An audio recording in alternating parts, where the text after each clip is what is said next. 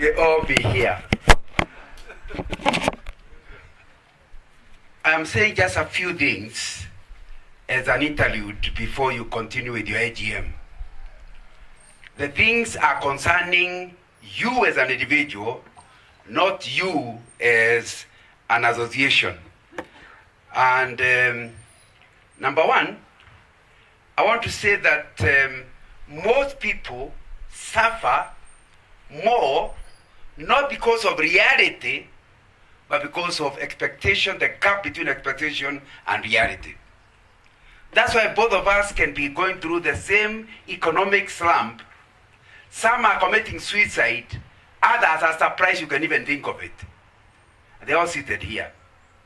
So you need to ask ourselves, what makes that different? Because the experience is the same.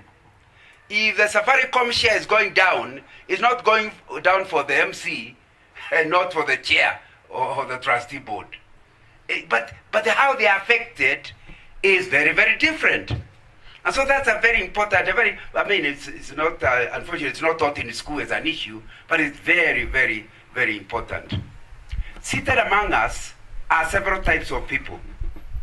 And how, depending on your attitude and your type, you'll go through difficulties in a different way. Let's first of all deal with the issue of people to whom life is as lived. So for them, nothing changes. They are the kind of people where they do not learn from experience. What they had from their father is what they do.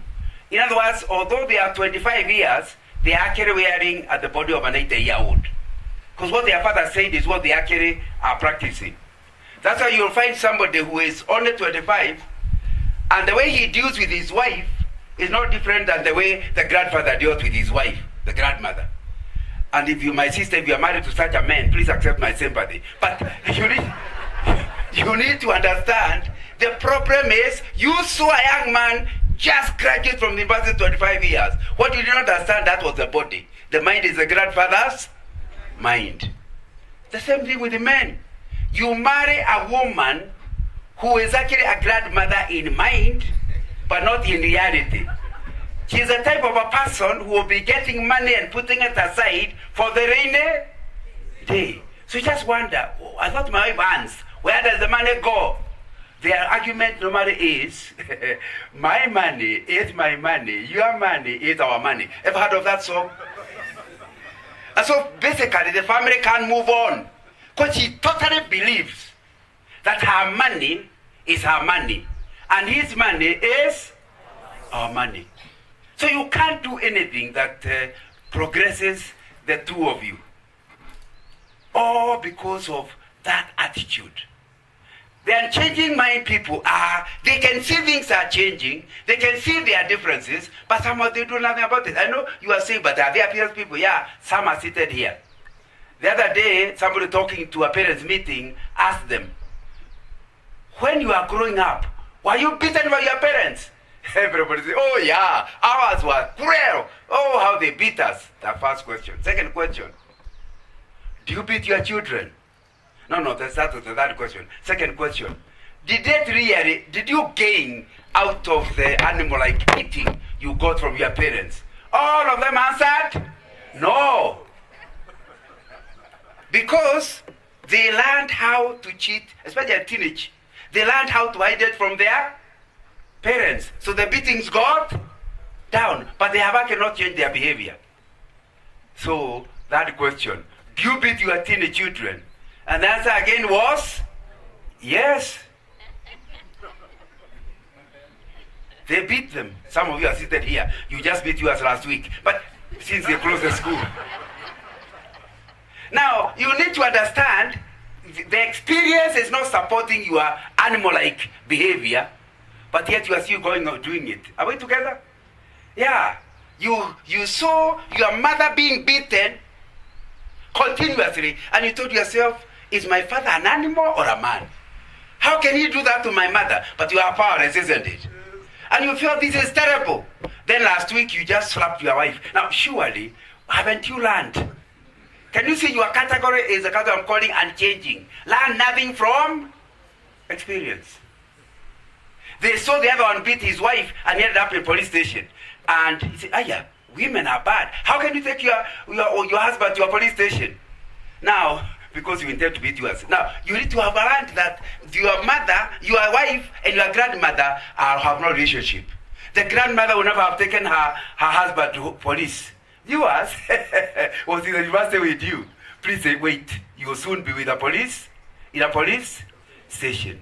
The fact that you are continuing to behave like your grandfather simply tells us you are learning nothing from experience. And you are going to suffer a lot of problems because of that attitude.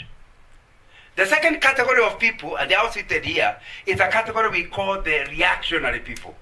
Normally we see the word reactionary in a negative manner. Hey, that guy is so reactionary. What you don't understand is that once you know the first category, the second category is fantastic. Because it means reactionary people are people who react to experience. So they learn from experience. The only negative thing we say is that they wait until they suffer before they learn. But they learn, isn't it? After all, we all say that experience is a good teacher. So these second category are good. Once they beat their wife and they realize you'll be taken to the police, they never beat her again. They have learned, isn't it? They don't wait for them to be taken to police. They learn from their cousin's police case. Because they are learning. If the attitude is, no experience should be taken for granted. They are learning. You have a pension scheme like this, if the trustees are in this second category, next year they'll be reporting something different. They are learning from experience. Of course, they will tell you, since I've been in pension for many years, they will tell you that they can't invest just where they want. There are limits given by RBA. Am I right? Yeah, so it's because until the members assume you can do whatever you want. You can't. Like, for example, you may be committed, like I was, when I became a trustee, and being a Kikuyu, my idea was all money should go to properties. then the person who was managing the fund just did a calculation to show me. We own the Shell BP house, which is now a government house. We look at the return on the Shell BP house that the pension fund had invested in for a period of 20 years. We look at shares as bad as they are. There was no comparison. Houses give you a very low return. Because their return is simply if you sell it, and you're not about to sell it. The only way you realize, and yet paying pension, you don't pay it as an idea. Pesa taslimu, am I right? So if you put all your money in land, people will go to hospital and die there because they can't pay their bills. And you are still very rich with owning houses. Now, you learn from experience, so you don't stop investing in land and real estate, but you only retain a very small percentage because it's a long-term thing. We are saying this category is a category we need. That means you do not waste any experience. Everything you learn. For example, one of the things I learned, and I hope I don't contradict you in any way, is that since we got independence, and I was already counting, I'm over 70, so even by the time we got independence, I was counting my years in double digits. All those years, the value of land kept rising continuously until just before Moi left. Prices actually dropped. I had a flat in Saudi B. One time it was 4 million. The next time it was 3.6. I said, what's happening? The next time it was only 3. So you want to sell it at 4, and somebody is selling you 3.8. Hey, never. Land is always rising. By the time you now look for another person, he says 3.6. If you refuse, you pay at 3. I'm talking about reality. That's what happened. Those of you who are alive about 25 years ago. So we now know you cannot put all your eggs in one basket, including real estate. The other day I was invited by Institute of Certified Public Secretaries, and they had invited all their members who are over 50 years. And so I was talking about life in retirement, which I've been for a few years. During question time, somebody said, you know what you're saying makes sense. I put, in addition to my pension, I put all my investment in houses. But did I ever know something called COVID could come? When COVID came, people kept leaving my house. And the medical bills are still coming because COVID came with medical bills. Am I right? But the tenants are, I lower the rent, they still live. And that's when we realize, if you are planning for retirement, don't just have rental houses. You may end up dying in hospital because of lack of liquidity. In terms of value, you are very rich. In terms of liquidity, it is not there. I'm talking about this second category. People who learn from experience. The fact that you are told by your grandfather, who are me, that this is good. The current experience teaches you something different. So it's very important to understand people in this category are very good because they are people who actually are looking at issues and they are learning from experience. Let me repeat the statement.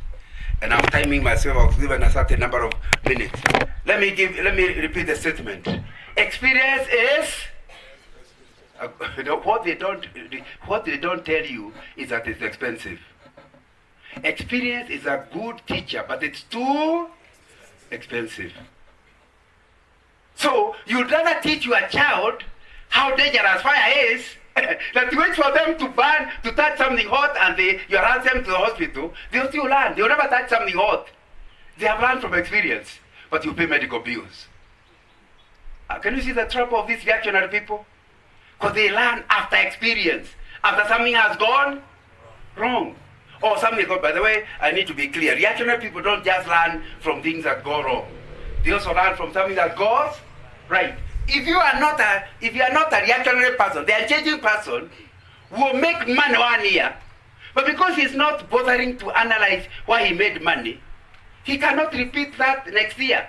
He doesn't know what happened. He simply miraculously got more money. But people who are reactionary ask, I didn't expect that amount of money. How come I made so much money? Now, the moment you analyze why you succeeded, you now have ability to repeat the success. Am I clear? So that's why they're important. But let me tell you the expensive. So therefore, my recommendation is you are not in the changing group. You are not in this other group that I'm calling the reactionary. Please go to the third group. It's called the proactive group. Proactive group. And proactive group is a special group. It's not in our culture. I'm a Kikuyu, but you are not different if you are Luya. We believe it is wrong to keep imagining danger happening.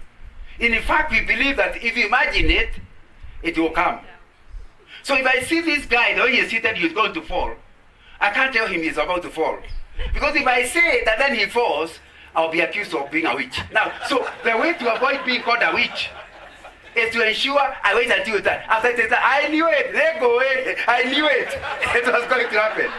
People are not even embarrassed to say, I knew it. If you knew it, how come you never said it? You see somebody's daughter, where he is standing in a certain corner, she will soon be pregnant. And she's your friend's daughter. Hey, I don't want it to come out. Let it come out with their owners. Finally, the girl gets pregnant. I knew it. I knew it. But the girl's education destroyed because we are just reactionary. We are not proactive. And people who are not proactive have condemned themselves to learning, yes, but in a very expensive way. Let me say 3 things about these proactive people. Proactive people are people who never do anything until they have a dry run. In other words, I can see there are some young people here, and you are interested in a certain girl. You don't just say, may I marry you? Now, you have a dry run means you check her. You ask her to give you a photograph of her mother. You now know, although she's a figure 8 now, after 3 children, she'll be like her mother, a drum. So you need to, you check, you ask yourself, I like her now as a figure 8. Will I like her as a drum? So that the figure does not make you make the wrong decision. Am I communicating? So it's important. A proactive person imagines the future before the future comes. That is called proactive. He looks at the thing ahead. If you are going to a business, you don't just enter into it because you have people who are making money. You look at all scenarios, what that can happen. If this scenario happens, I'll make 10%. If this happens, I'll make 0. If this doesn't happen, I'll make minus. That allows you to think clearly before making a quick. Proactive people are regarded as very slow. Because you thought, let's go to town. He calculates. At this time, it will take me 2 hours to go traffic jam. What is it I'm buying over lunch hour I could not buy in the evening? Tell, sorry, you go, I'll go in there. Because you're proactive. If you're not proactive, it's 20. Now, and people like you as you waste your time. Now, it's very important to understand, once you become a proactive person, you always say, give me time. One of the secrets I use. Like when Winnie called me, I say, let me check my diary. I refuse to answer questions without looking at my diary. Why? Especially when you're invited, you hear I've been in pension so many years. If you're invited to talk to a pension meeting, somebody tells you go. That's a subject you can handle. But you might end up agreeing to go when you're supposed to go elsewhere where they can pay you clean money. Now, so you check that the diary still allow. Am I communicating? So people think you are slow, but you are wise. You are proactive, and proactivity requires time. It means you cannot make a quick decision. You always ask for time. People use them, let me sleep over it. They actually don't sleep. They wake up at night to think about what will happen. And I'm talking about any decision you're making. It may be a money decision. It may be as to who you marry. A guy drives across in a Mercedes and is taking for a date in a Mercedes, and the girl says, wow, I'm marrying a Mercedes girl. If you're not proactive, you just say yes, even before he has proposed. Now, but if you are proactive, you check, might it be alone? Am I communicating? And if it's on higher, that's even worse. You take time, isn't it? So if he starts proposing, you say, sure, what's the hurry for? Let's take our time. We do you take our time, but in your mind, yes, let me think clear about the matter. And know something? None of us, no situation on earth, maybe after Jesus comes, but for now, there is nothing without a negative side. Will you make a decision? Because on the scale of balances, the positive is more than negative. There's nobody without some negativity. Everybody has. Everything has. So a proactive person, the first question they ask is, what do I hope to gain out of this project at the end? And you see, if there's nothing much you are gaining, you are still going to be where you are after a lot of work. Is it worth going into it? So you must convince yourself, if I enter here, this is what I will get towards the end. This is a benefit wrong. You must describe for me a vision. What's a vision? A vision is a description of the final achievement. I normally tell my mentees, write me your birthday speech at the age of 80. What do you hear people say? Because at 80, I'm not yet 80. So at 80, they don't tell you what you will do. They ask you, what have you done? So you picture when you are 80. What do you hear? That what you hear is called a vision. Because that's what you will have achieved by then. And it's important to understand that without clarity of vision. So the first thing a proactive person is he actually establishes his clarity on vision. I've written a small book for young people which I call Discovering Your Life Purpose. Next time you are near Hurlingham, just check behind you, there's a bookshop called Scripture Union Bookshop. You can pick a copy. It's a cheap one. It just goes for 600 shillings. Because I've talked to young people on this matter, and I thought the best thing is to put there. And I say, anybody without clarity of vision condemns himself to do what others want him to do.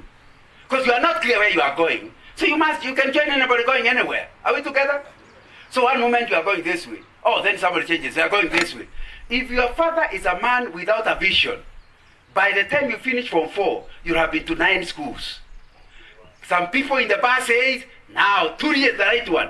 Then you take the child there. Then discover he has sold 2 plots, 3 plots. He must remove the child there. He never thought clearly. If I take my child to Turi, which is more expensive than university, how many plots will I sell? Now, so you are not proactive. So if you are not proactive, you are not clear towards what are you trying to achieve. Is it that you want your boy to be riding a horse? Obviously, you need to go to a school where there are horses. What is it you want of your job? You must look at the end, still standing at the beginning. That's what a proactive person does. Vision. Vision is like an architectural drawing. You know, if you tell, I know you have not yet bought a plot in Gong, but you can now go to an architect, tell him where you intend to buy the plot, and he can build for you an architectural drawing. These days they are doing it in 3D. That means you can even see your children running in the house, and yet you have not yet bought a plot.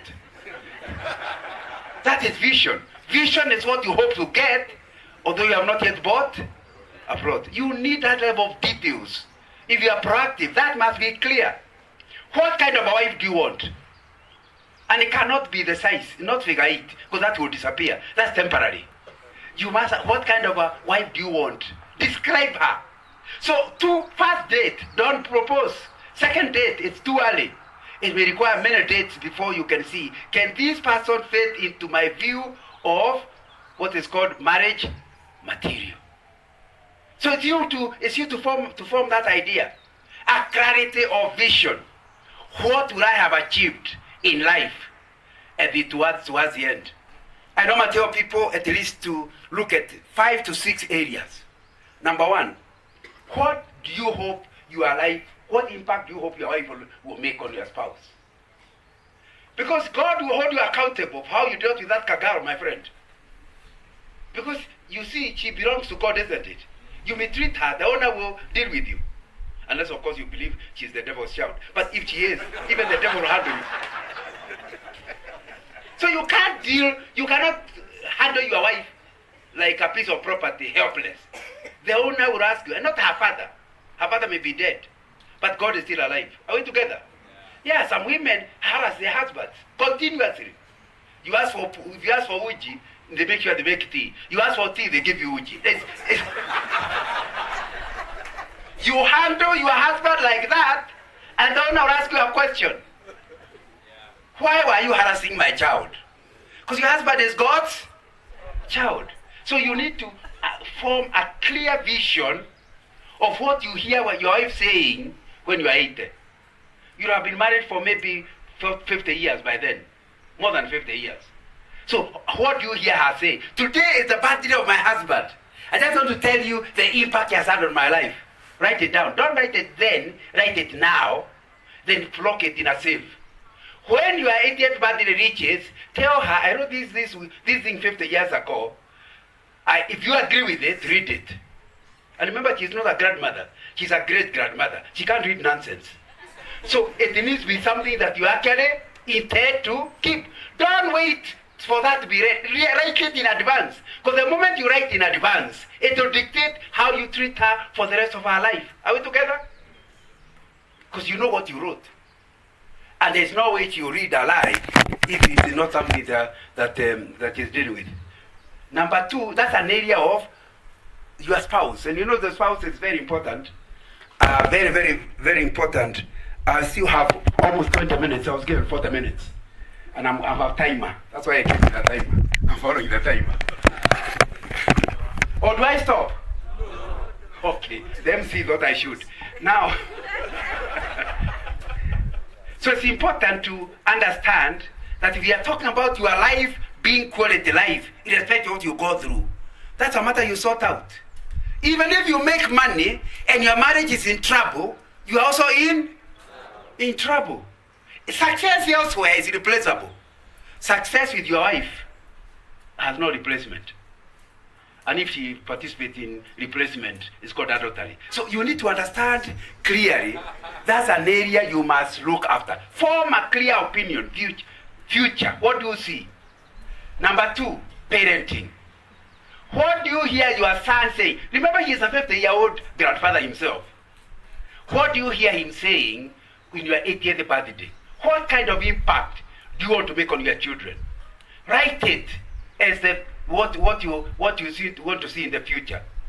Speech number 3 is by your clansmen, your cousins, the children, the people who call your two grandfathers grandfather. These are people who are around you. Certainly God expects you to have an impact on them. What do you hear them saying? Those 3 speeches are internal speeches. That's now you can move to the next one and look at your profession. God gave you a skill as an accountant, not so that you benefit from it yourself, but does that make a difference for others, isn't it? Just do without accountant, you'll see the confusion that will come. Accountants are God's appointed soldiers for helping people not to be confused. So you need to understand, if you are calling as an accountant, what impact you want to make in organizations. What, on the birthday day, a professional accountant like you will be giving you a speech about the difference you made in the profession. You are a doctor. Another doctor like you will be giving a speech. What kind of vision do you have? What kind of impact will you have made by the time you are through? My friend, irrespective of what happens to the economy, the moment you can see yourself progressing well towards that vision, even when there is a problem, you still sleep at night happy. Because what drives you is not what is happening currently. It's whether you are progressing towards that vision. The vision also needs to be, another speech needs to be written by your spiritual figurehead. Not your current pastor, he's likely to be dead. Somebody who is about your age. What do you hear him saying? What difference will you make in people's religious life? And we can go on, but I don't think I have enough time to go into that. You can check it up in my book. But I'm trying to look at around about your life, the kind of areas somebody's life impacts. And that's very important for. When you form that, the next thing you develop is mission statement. And I'm not talking about the mission statement for the pension fund, your personal mission statement. It answers several questions. What will you do in order to achieve what you have written? Once the vision is clear, there are several things you need to do. Unfortunately, on the mission, we can have the same vision, but our giftings are different. Our material wealth is different. So what you do is not what I do, although we have the very same vision. Mission depends on your giftings and where you are born and the things that are happening around it. And the mission statement is a verb. The vision statement is a noun. And you need to develop it as a person. When you are clear on what you will do to achieve your vision, of course we can go down to strategies. Thirdly, in your purpose statement, you must write your core values. What are core values? They are non-negotiable convictions. What are they called non-negotiable? Because you are not willing to negotiate on them. For example, for you, you want to achieve the vision, but you want to achieve it, but you want to be a person with purity, sexual purity. So, if somebody is promising to help you towards your vision, but wants to sleep with you and he's not your husband, you don't even think twice. Because your values cannot allow you to go that direction. People without values just do whatever everybody. They say, surely everybody does it. I'm not everybody. I am and have core values.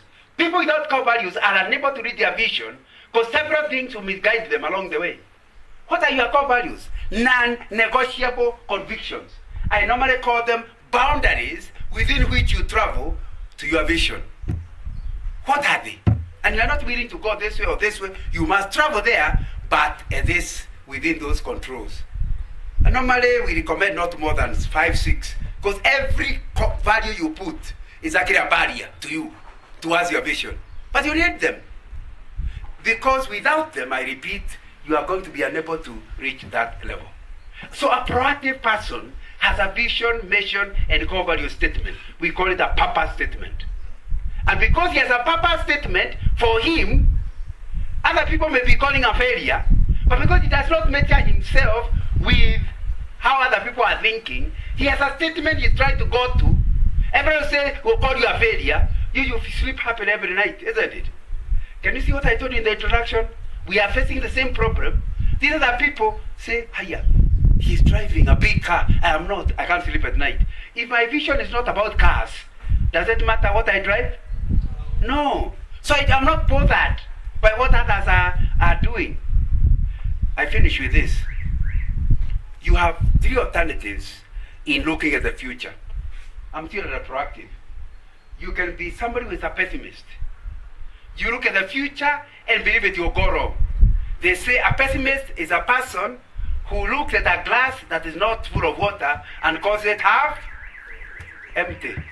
A pessimist always thinks about the empty side, not the full side. It's everything. If you have a wife who is a pessimist, and you bring her dress from London, and you really travel all over London trying to get that dress, you bring her dress. Her first argument is, what is he covering up? Who are you with in London? For this is a bribe. It cannot be coming for nothing. Is she enjoying the dress? In fact, it will be there and will never be worn. Why is she not enjoying the dress? Because she's a pessimist. She is thinking something is going wrong. And pessimists never last in marriage. Because initially they accuse you wrongly, you forgive them. They accuse you again until it's a chorus of accusations. Can you last there? Who has destroyed her own marriage? The woman with her own hands. And of course I'm implying it's women. Men are worse actually. They are the ones who are so pessimistic, especially if they are married to beautiful women. They assume they have not had the statement, beauty is in the eye of the... What you think your wife is beautiful, others think she is ugly. But you are always worried. You see her with a workmate, wapi. Her workmate thinks she is very ugly. You are the one you are the holder. Am I communicating? Yeah. So a pessimist has a problem. You see a good deal, and you say, for it to be that good, something wrong. Instead of becoming proactive means you study. Ask yourself what can go wrong. And if it can go wrong, how can I prevent it from going wrong? That's a proactive person. A proactive person is not a pessimist. Because even when he can see going wrong, he actually studies it. He based on evidence. Okay, it's possible for your wife to cheat on you, but she hasn't cheated. Why are you suffering in advance? So you don't enjoy your life because you keep imagining she is going to cheat. Look for evidence. Never accuse your spouse something she has not yet done. And surely you are bright. You can investigate. Are we together? So why are you trying to accuse somebody with no?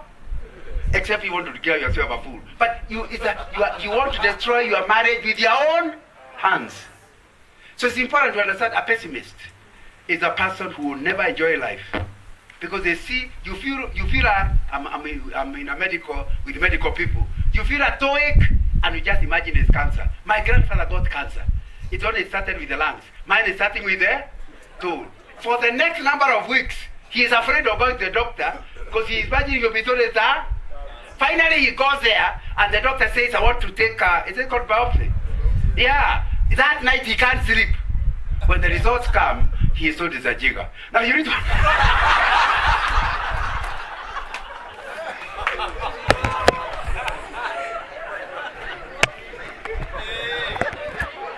my friend, that's how to be a pessimist. Am I communicating? Because you always see things going wrong. Whatever crisis, for example, today we are going through as a nation, you need to keep telling yourself, it is going wrong, but it can also go right. Do not see something going wrong, then just assume it will go wrong all the time until you have evidence. So I'm discouraging anybody here continuing being a pessimist. You must know, even if you are a pessimist in nature, fight it.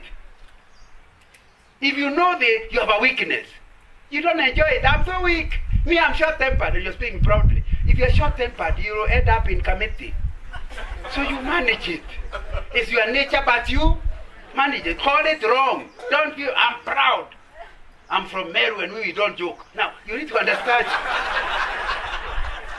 No, if you have a short temper, call it by its right name. It's a weakness. And you can work on your weakness. Are we together? That's really. So I'm saying, in looking at the future, as a proactive person, you must avoid being a pessimist. So pessimists, I've told you, are wrong in 3D. Number one, because they suffer in advance, only to discover the suffering was wasted. Number two, because they are so afraid of something going wrong, they never invest. They don't put, like, for example, if you dress your wife well, she'll be taken. So you dress her in rags, again you are happy with her look. Now,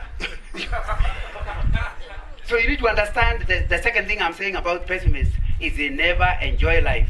because they are always imagining that. And lastly, the people who are pessimistic, because they don't enjoy life, they very easily end up sick.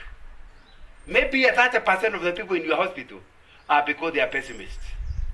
They end up with stress, and the stress can lead to burnout and other things. That's not an area of expertise. But am I right, doctors? Does that happen? Can you be sick because of stress? Yeah.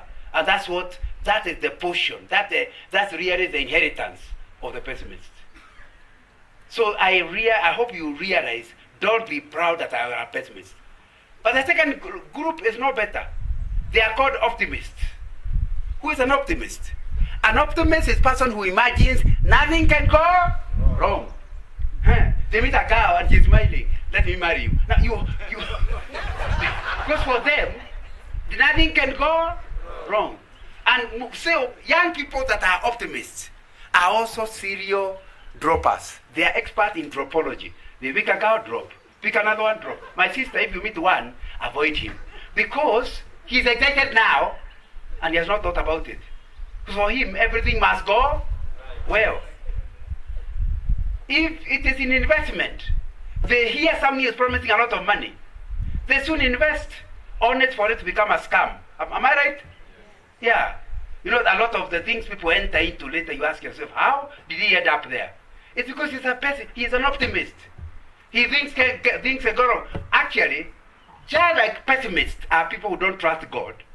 Because you cannot assume all things will go wrong until you believe in God. Because God is not within our limitations. Am I right? So even if the situation is bad, God can still turn out for right. Optimists are the other way around. They don't need God. Everything goes right. So why bother God with prayers? You don't bother him. Because in fact, they see people praying so hard. Optimists are never prayer warriors. Because what are you praying about? Who told you anything will go wrong? Nothing can go wrong. So you need to understand, I've run out really run out of time. Let me say 3 things about optimists. Because they see things going well all the time, their expectations are so high, when reality hits, they end up in depression.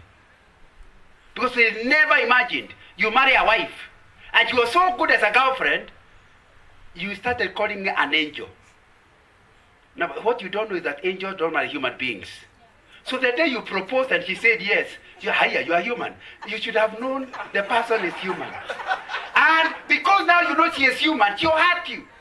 Not because she wants, but because she is human. So an optimist doesn't believe that. You tell him, you like one of the things people don't like, optimists don't like hearing during the wedding, is that we are like two axes in the same bag. We will knock each other. Say, no, we are not axes. We are in love. My friend, optimists never imagine anything can go wrong. And because they don't imagine it, they end up in depression. Number 2, because they can't imagine anything going wrong, they cannot be properly proactive.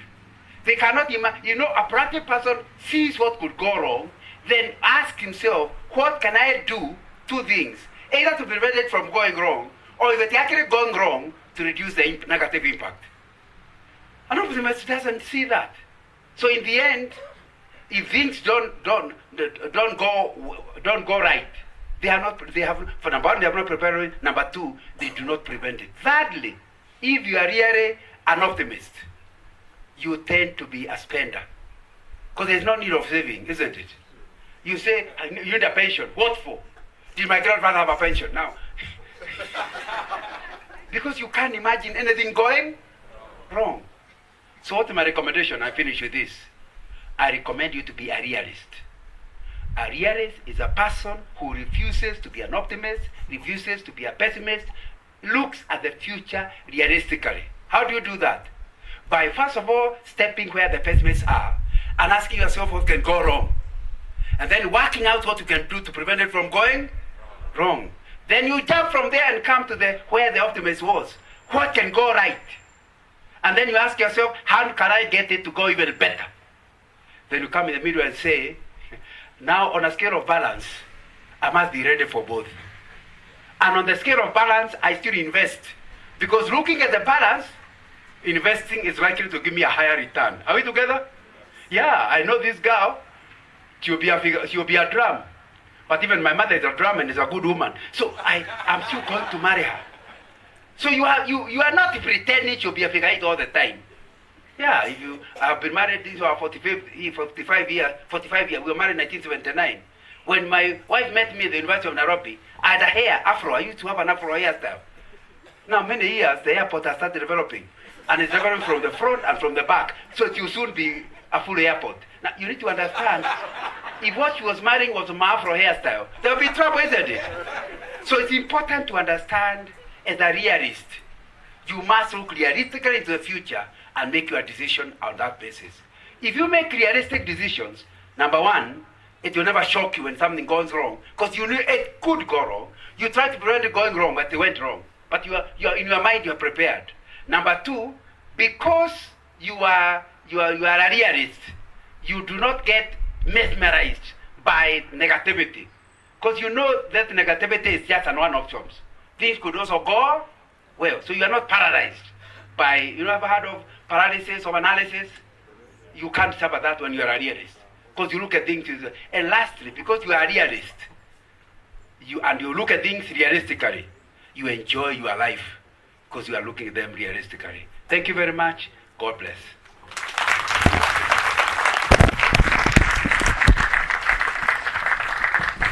Thank you. Is that enough? Can we rise up? Remember the story.